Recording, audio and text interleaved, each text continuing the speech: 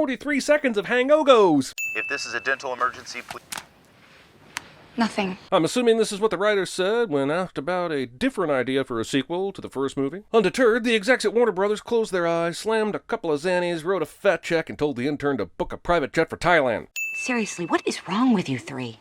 Nice line for the audience, because after all, what a trip that first movie was, huh? But aren't you gonna show a level of concern here? Also, I swear to God, these two people talk so much in times of crisis. They're the ones married to each other. I actually totally forgot this woman was married to Doug until later, when we see them in the car together. Jesus, man, there's so much city porn B-roll in this opening credit sequence that I'm convinced I'm watching a classic episode of No Reservations with Anthony Bourdain. I don't think the Hangover franchise relaunched Hollywood's dependency on the in medias res bullshit, but it certainly didn't help. And because every goddamn movie is mandated to start in the middle now, I will hereby reward this with 10 cents. Come on, just one hit. I mean, seriously, these guys have hangover incidents more than the movie show, right? They only make the movies when they can get the whole wolf pack together, but I bet they all have their own spin-off stories. Phil probably made an inflatable doll that looks just like himself that he's had sex with multiple times. His shame is buried in the basement, so his wife doesn't know, but she knows. Oh yes, she knows. Any other problems? Yeah, actually.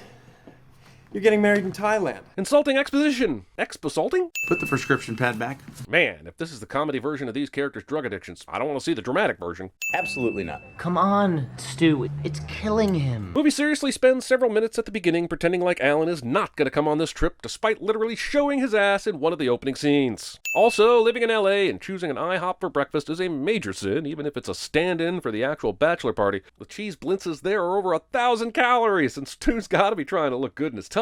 Get some chocolate chip pancakes, a lap dance from the waitress. Scene does not contain a lap dance from an IHOP waitress. You see that?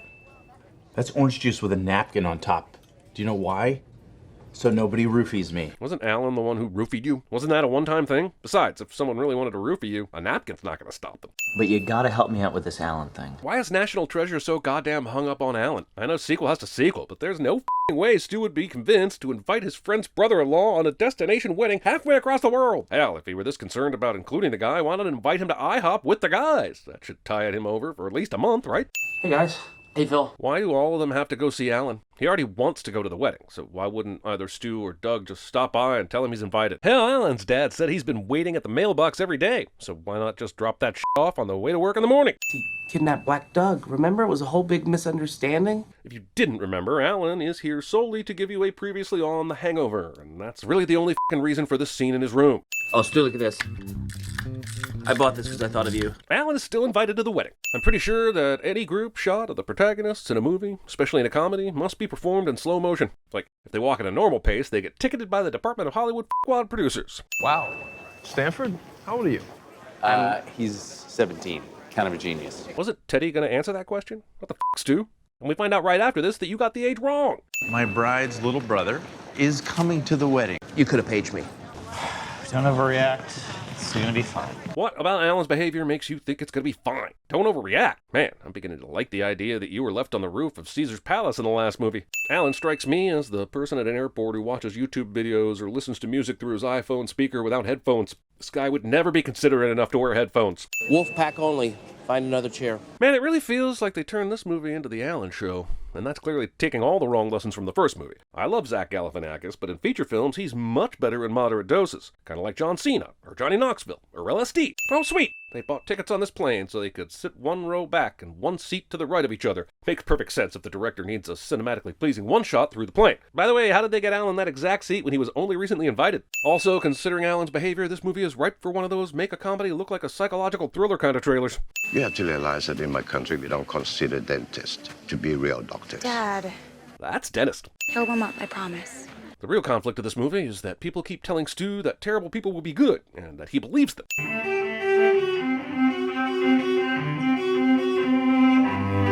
Why would they station the cello performance at the head of the table, where the bride and groom have to sit like this to see it? And even if this is some sort of traditional placement, why wouldn't Stu and Lauren turn their chairs all the way around instead of craning their necks? He seemed unattractive. Lauren's dad's toast is all about complimenting Stu in a backhanded way, and is there anybody I can root for in this movie? Sit down. I got this. Sit down, boy. Lauren's father passed the toast to his son Teddy, and now Alan is vulturing the toast, and everybody lets him. This is not his parents' house. Do we really think Lauren's dad would allow this even for comedy purposes? I've also prepared a few words You know how you can start The Wizard of Oz on the Dark Side of the Moon and they sync up almost perfectly?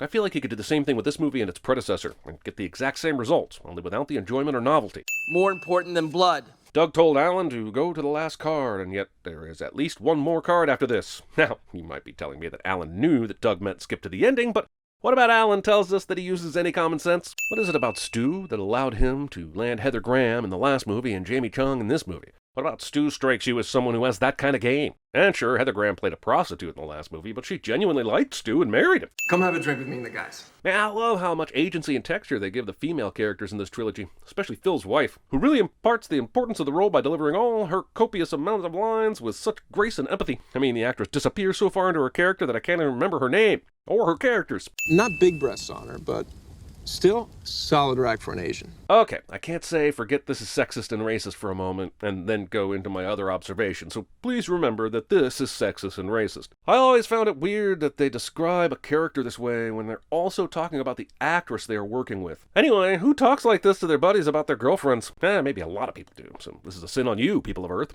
As the second Kanye West song in the last 10 minutes plays in this movie, I'm seriously concerned that there was a Kardashian involved with the production. The weirdest part to me about these morning after sequences is that all of these fall asleep at the same time. You ever really partied with more than one person? There's always at least a couple people that can go for 36 hours straight without so much as a head-snapping doze off.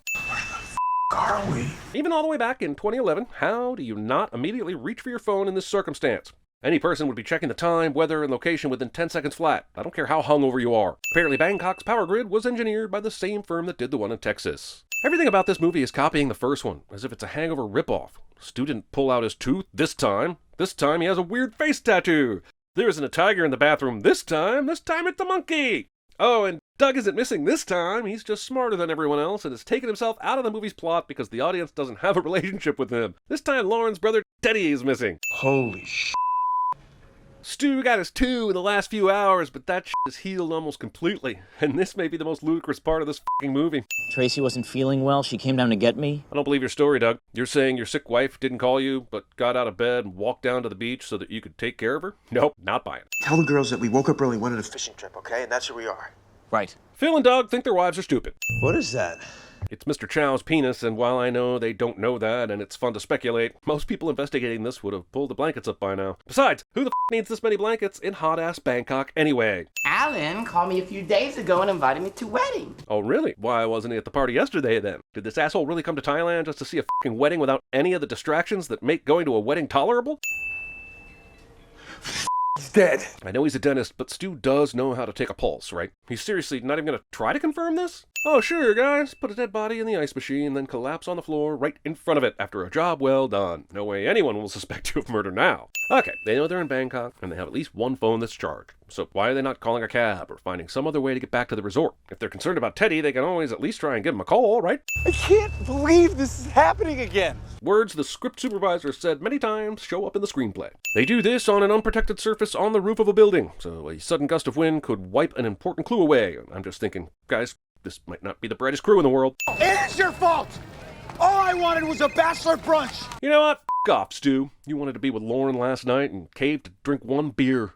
I don't usually sin everyday character actions because a lot of assholes do this, but what a dick Stu is for thinking anyone but he is to blame. Why the Jesus is this monkey staying with these perfect strangers if not only to serve the plot? I've seen bullshit cartoon characters that are less necessary than this fucking monkey.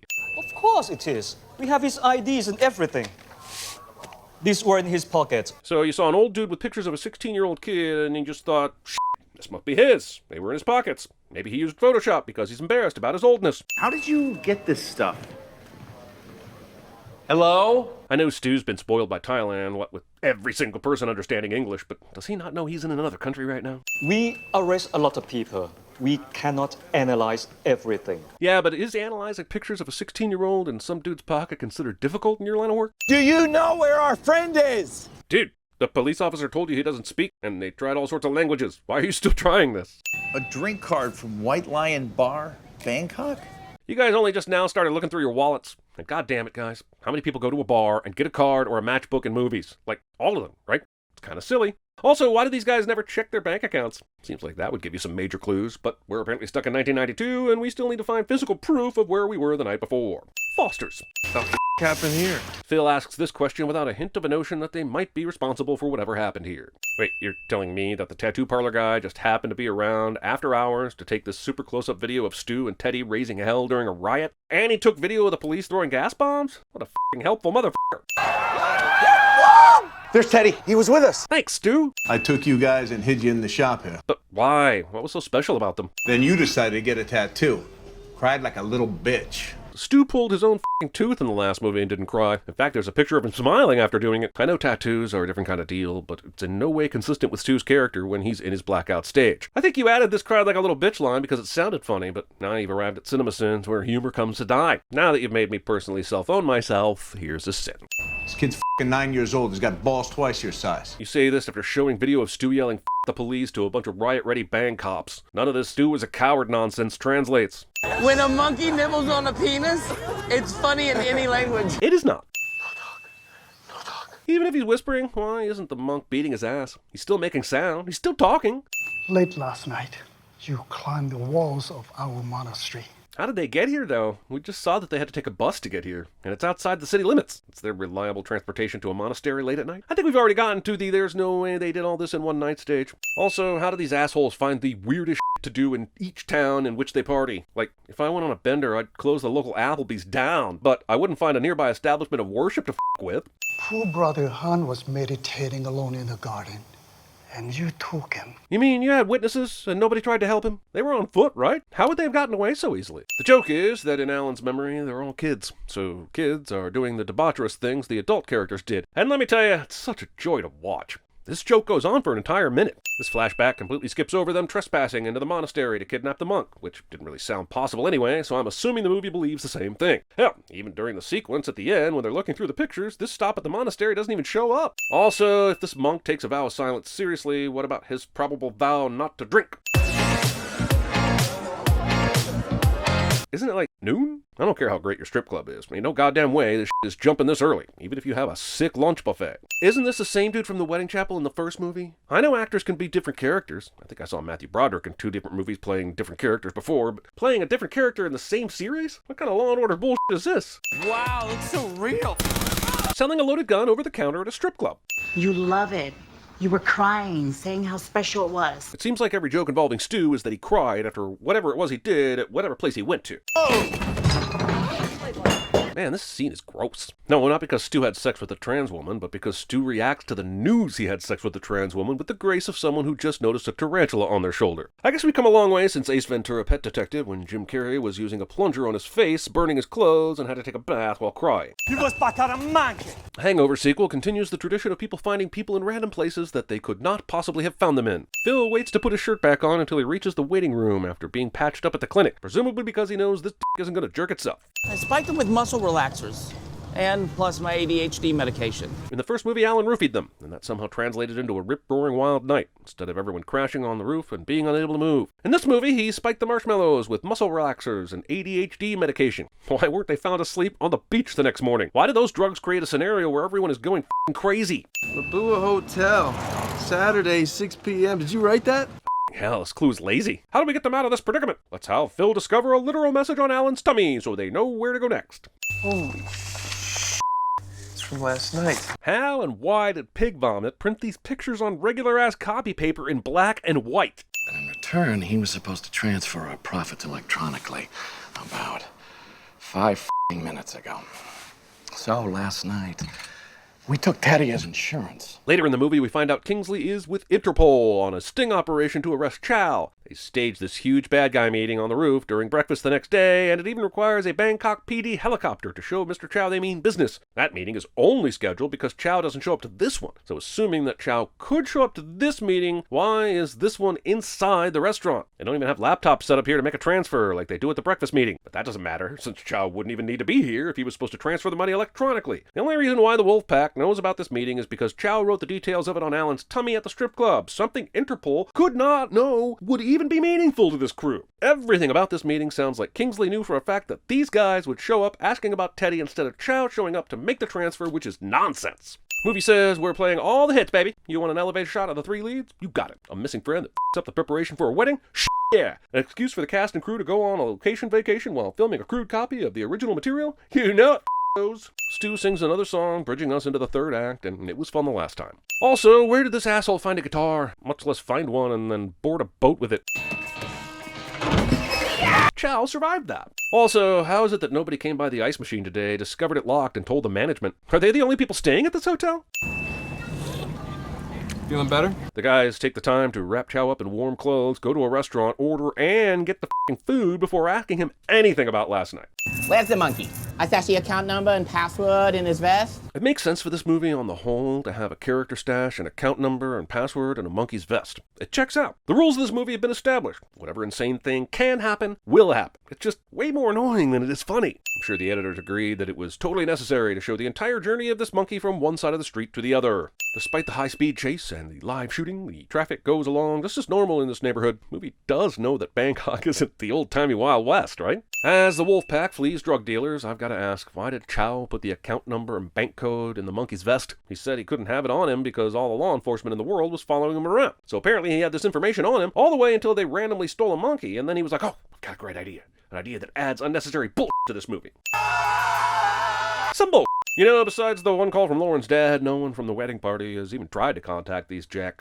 At least in the previous movie, Doug's fiancé was frequently checking on them. This is the day of the wedding, and Lauren herself hasn't attempted any other numbers? This movie seriously has time for this long elevator ride, and Chow singing along with the song playing inside it. Jesus Christ. Eating outside with no shade when it's clearly this hot. 814. You're seriously reading out the illegal secret bank account number and its password in public? Why can't Alan just give Kingsley the card? We did it, Stu. Stu's been rightfully concerned about the safety of his future brother-in-law, but has paid almost zero attention to his giant face tattoo. It's like that doesn't even matter to the plot, and was just an oblique way to involve Mike Tyson, even though Tyson later appears in the movie. This is Bangkok police! Everybody down! So, this is how Interpol arrests Chow? Why did he set up something this complex? Why couldn't this have been in a more remote place? And more importantly, not need a helicopter? Samir!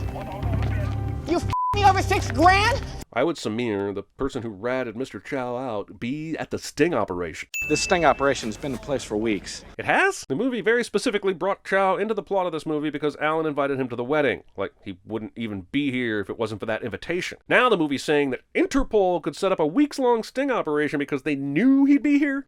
I'm sorry. Why did Phil call Tracy instead of Doug? Todd Phillips paid for a helicopter in Bangkok and was determined to get his money's worth, damn it. I have a weakness for prostitutes. No, you don't. You have a weakness for prostitutes when you've been given drugs that shouldn't make you go crazy. But because of the magic of these films, do make you go crazy. As long as you keep Alan out of your life, you should be fine. Teddy got ice from the machine, came back to the room, put his finger on ice, fell asleep. Teddy goes up, the power goes out. Holy shit!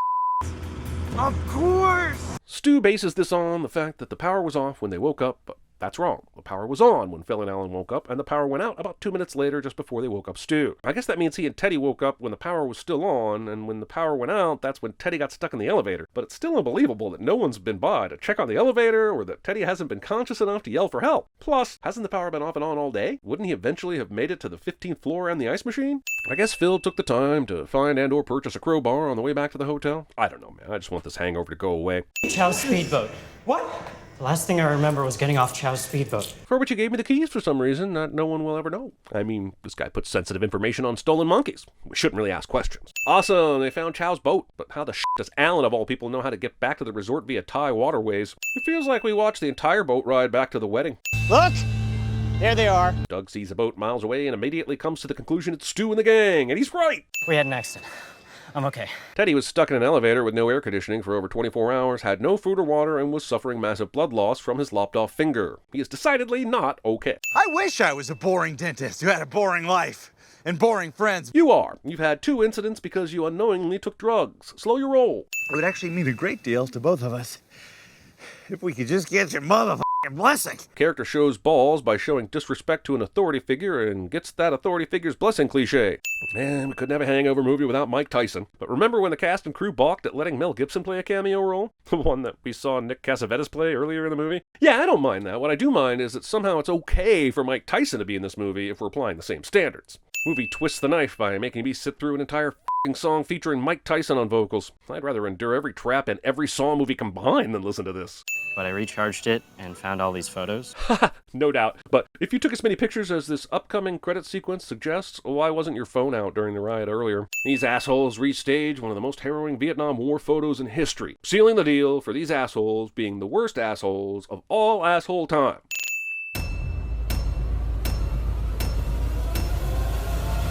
You want to tie me up with some of your ties?